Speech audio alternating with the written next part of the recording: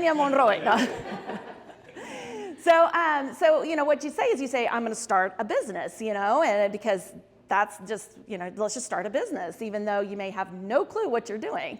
So we just started looking around, and I actually read about Dream Dinner's concept in a Southwest Airlines magazine, and said, oh, this is great. They help people with mealtime, with dinner time. I need that. So I'm going to remember the name. I don't need to take the magazine with me. And so got off the plane. A couple months later, I'm like, what was the name of that food place? Because we need some dinner time help around here. And I actually emailed Southwest about that, said in your March, issue, you talked about this, and they emailed me back dreamdinners.com. So Dream Dinners is a franchise, or was a franchise, and so we decided, hey, if we need this, great market research, we need this, the rest of Pearland needs this too, right? So let's do this. So we jumped in, and once you take that step, you're all in. So quit my job a little bit later before we opened, and we opened in January of 2007. We opened the door. So Dream Dinners, what we do is we help people with mealtime. We do the shopping, prepping part of mealtime. So we did that for a long time, went through COVID. We actually had people come into our store originally. They would assemble dinners. Probably 70% of our business, people would come in, spend an hour and a half, put meals together themselves, follow the recipes we had, go home, and then put the meals in the freezer, pull them out and cook them when they were ready for them. 30% of our business, they would say, I don't want to come in, you do it for me, and I pick it up. After COVID, that all changed, so we had to kind of pivot and switch. We opened up for people to come back in. They were like, I want to come back in, but then they didn't come back in. So then we went to deliveries as well, and over the time, even though people kept saying they wanted to come back in and do the assembly, that wasn't true. They didn't want to. We'd put sessions open for them, and we'd have 2 people, and you can't do that. So we changed basically now all of our meals we make, and then they're either picked up at the store or we do deliveries. We had to pivot again, and some of the Dream Dinner stores closed, so we started doing community deliveries to those locations where they were. So we've done that in Missouri City, in League City, and most recently in Austin as well. So we're doing that. But last year we had another pivot and change. So the franchisor came and said, we're closing. And as a franchisee, you go, I still have 2.5 years on my lease. That's a lot of money. What are we going to do? And so basically it was like, okay, I don't know. I'm going to sell a lot of breakfast tacos out of here to pay rent if this doesn't work out. So best case scenario, the franchisor did help get those stores that wanted to stay set up on a new system. It's not a customized system, it's just a generic system, but it's a system, and we were able to continue the business, and we got the trademark rights and everything like that. So, so it was a big change. Didn't really know what was in store with that. There's been some good, there's been some challenges as well. That happened at the beginning of 2005. So that's really been a year since that happened. And so the challenges that we've had, like going to a new system, not having the reporting that we need, not, or having to manipulate reports to get the information we need. And then another challenge that we also have is just with the new system as well, it's made a lot of our guests order at the last minute, which also then causes operational challenges. So those are some of the things that we've worked through in this last year. But overall, that is basically the long and short of Dream Dinners over the last 19 years. So, yeah. So, yeah. So, questions? Yes? So I'm always curious with food establishments of your operational and your ordering process. So when you went away from the franchise, I'm assuming that you ordered your food through the franchise Dream Dinners, or did you have to order? No, we each actually, each individual franchisee would order directly through Cisco. So Cisco was our main provider. Okay. So we already did that. Now the thing is, there were contracts in place at the franchisor level. we were able to basically, the owners that wanted to stay open, which was about 25 across the country, kind of came together. We were able to, as a group, come in and yes, so we are together as a group, have made another contract with Cisco. So we were able to keep that, which was super important because we didn't realize that if the big contract went away, that you would have like one of the sales reps coming into your store trying to sell you stuff and you didn't order the way that we've always ordered and you would not get the pricing that you ordered. So it would have been a huge challenge if we would not have been able to do that. But luckily, basically the way that we ordered, my contact, none of that changed, and was able to continue and have been able to continue to order that way. Mm-hmm. So. In the past, in my business, I've had franchisors do that same thing to me. Did you see it coming? Did you smell it coming? Did you have any idea, or was it just a complete surprise when they took around your business? Probably in the third quarter of 24, we were like, there's some weird things going on, and we would talk to each other and be like, I don't know, I don't know. I don't know that we ever thought they're going to close. I don't know if any of us ever thought that was going to happen, but we did. We were like, there's no way that they're making money. They weren't putting anything back into us, the stores, it wasn't. So we're like, they're not really helping us very much. And then the stores kept shrinking. So you're like, we know they're getting less money. If my sales are down, they're not getting the royalties and all of that they were getting from me. And you times that times however many, and then stores were closing. And you're like, at what point do they say that's it? And then I want to say it was right before a holiday. I can't remember, but they sent us this weird letter. And it was just like, it was one of those things where you're like, that started us talking. And I can't remember, it was on a Friday before a holiday weekend. And I can't remember which holiday weekend that was now, but we're like, really? Why do you send this out at that time? But then all of us stores started talking and we're like, something's happening here. So we kind of knew. And then in December, they announced it and they said, if you want to close your business, you obviously don't have you don't have to do anything back to the franchisor. You don't owe anything to the franchisor if you want to close your doors by the end of 2025. But if not, by February 1st of 2024, February 1st of 2025, that was when it was actually transferred. Mm-hmm. Yep. Missy? Do you find now that you're no longer in the franchise that your business is running smoother and more profitable, or do you feel like the franchisor really helped you with marketing and other items? So no, the franchisor, their base was in Washington State, so we were probably the lonely stepchild out here probably. We didn't see them very often. They didn't do a whole lot as far as marketing or anything for us. All of that was done mostly at the local level anyway. Profitability, yes, we did see that our cost, even though we have different costs, they are a lot less than the royalties and marketing that we were having to pay to the franchisor. So that did help absorb.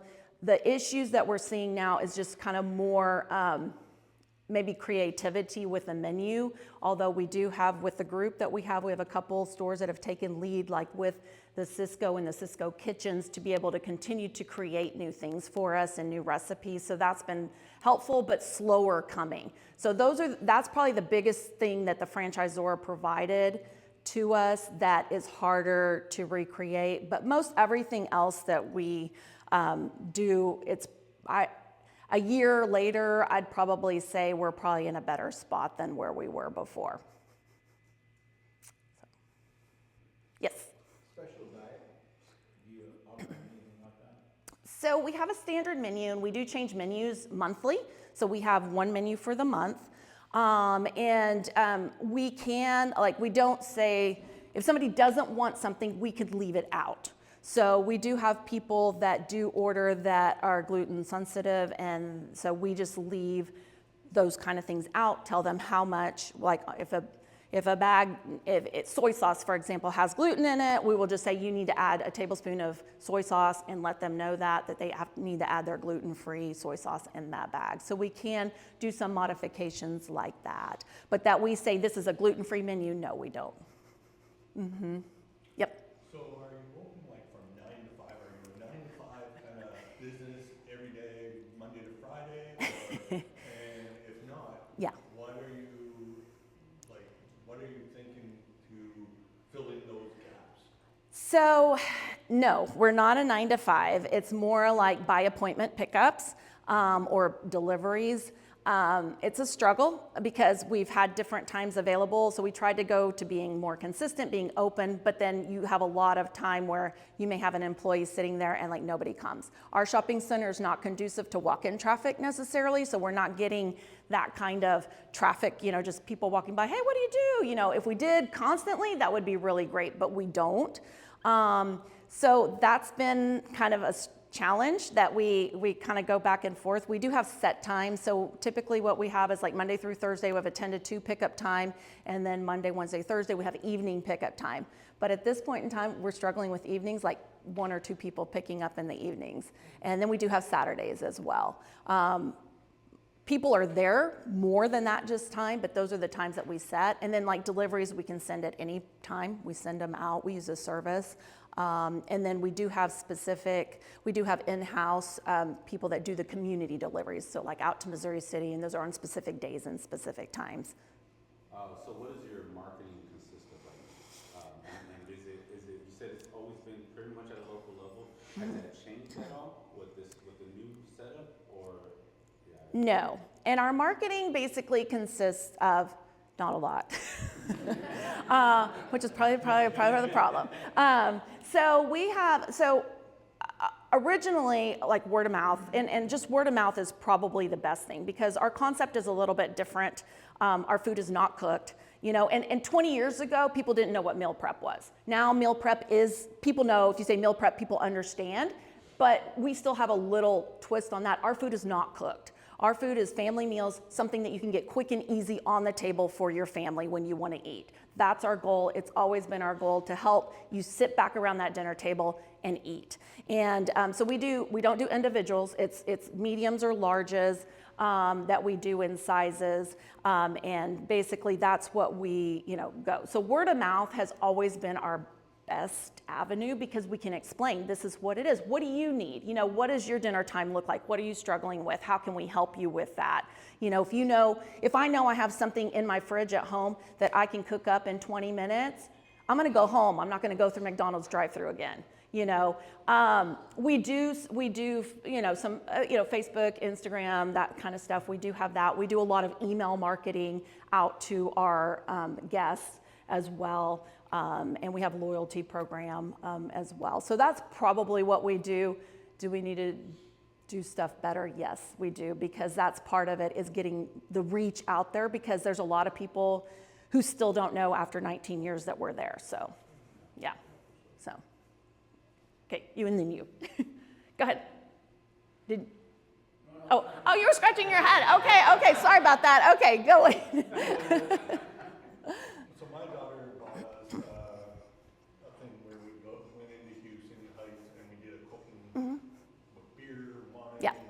And would that be something that you would consider? Because I don't see that here. Yeah. And they make a killing. There's Right. probably 40 people in this class, probably husband and wife, Yeah. girlfriends, boyfriends, and my daughter paid probably Yeah. $80, $85 Yeah. a head. I've been to some of those. Yeah, yeah. And we like the experience, Yeah. so we enjoy doing that. Right. And it was great. We spent an hour and a half. And you sat there and ate, and yeah. So the issue with that is that we don't actually have cooking facilities at our store. So everything is cold. We do not have, everybody's like, well, you don't have an oven. No, there's no oven. Everything is cold. Everything is frozen. Everything that's packaged that leaves us is frozen. So you would go home, put it in your fridge if you're eating it that week, put it in your freezer if you're not going to eat it, and you pull it out when you're ready to cook it up and eat it. So as far as that goes, that we would have to look at a whole different setup. I do have to say we've done different types of parties though at the store, and it's very difficult. That's a whole nother market really. We've kind of done some things and kind of shied away because it's a lot of work for not very much revenue for us and that. So. You don't have a kitchen? No kitchen. It's all prep area. So we a lot of freezers, and a lot of freezers, a lot of refrigerators, everything cold. We do have a little convection oven and a little microwave for heating up lunch. You know. So I guess my question is, why do you still have the retail if it's not like bringing the foot traffic? So that's a great question. My lease does not expire till November. So that's been the biggest thing, which the thing is getting out of it was really hard. I mean, because we have people coming in. So people, we still have a lot of people pick up at the store. So that is something that I'm actually currently looking at is, do we move locations? Yes, yes. So we should probably talk, right? Yeah, because what we need is, we need the space. So it's a prep space, obviously, with that. We do have, like, kitchen-wise, you still have to have 3-compartment sink. You have to have that sort of stuff, but no fire hood, whatever, because we don't do any cooking. So it's more on the basic side. But it's one thing I am looking at right now, actually, is seeing what it would entail to move, because there is a big cost in moving. But our rent is super high as well. So it's kind of one of those things, and there's not like a lot of ghost kitchens that would be able to be open for it. So there's options that I'm trying to look at to see what would be good, because rent is killing us at the moment. So, so you're not scratching your head now. Okay. Okay. Is it subscription based or is it per meal? And second part of that question, is there like a trial version? So you can order what you want. There's no minimum, there's no anything. You can order 1 meal, you can order 10 meals. Since we change menus monthly, most of our guests will order what they need for the month at once, although we do have some guests that will order, 2 meals every week, and then they come and pick up every week. Most people just say, I want 10 meals right now, and I'll just put them in my freezer, pull them out as needed. So you can just order 1 meal if you wanna try it. Price, you asked about pricing? Is that what you said, or did you say something about? Well, part of that second question was a trial, but I guess Yeah. if you can order 1 meal, then that answered that question. Yeah. Yep. So dream dinners was basically the fresh of today, because we used it back when our child was 4 years old, and we would go in probably every 2 weeks and get meals, because we were both working, and we're like, okay, we don't do McDonald's or Burger King or anything like that, and so we go, we do prep them, and then we come home and have them. So we put them in the crock pot, whatever, and so we used it quite a bit originally when our daughter was young. Yep. So I guess 2 questions. One, what's the pricing of an average meal? And then also, like, what I guess instructions or support in preparing it? So everything that leaves has a cooking instruction on it, tells exactly what to do. It's step 1, step 2, step 3. Our goal is to make it super easy. It always has been. Even when you came into assemble, it was color coded, like no mistakes, easy. So everything's in a bag or pan. So bag ones, it could be, pan-seared chicken breast, 3 to 4 minutes, add the sauce in, let it simmer for 20 minutes, and you're sitting down eating. So, or oven, you just put it into the oven. So it varies as to what they are, but everything has a cooking instruction. Step 1, step 2, step 3, super easy to follow. Your kids can do it because I make mine. Pricing, you said pricing. So it ranges because we have a whole range of that, but usually a medium dinner feeds 2 to 3, larges feed 4 to 6. So medium dinners can range anywhere from, probably $20 up to, if it's a steak, maybe 35, 36, something in that range. So it really depends on what the dinner is, what it comes with. So some of them come with sides, some of them don't. We have a whole sides and sweets freezer though as well with extras. Some people just like veggies, they can go get veggies, breakfast items, different things like that as well.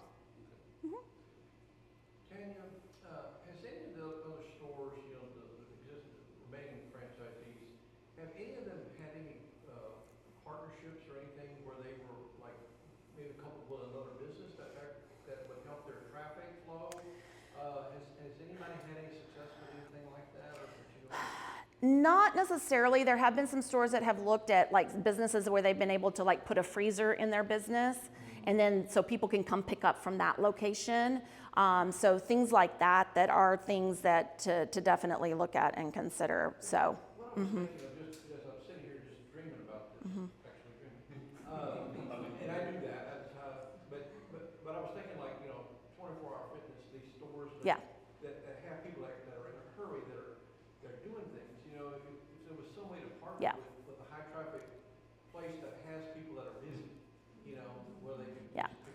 Yeah, You know, I don't know. right. Yeah. So somebody over here? Yep.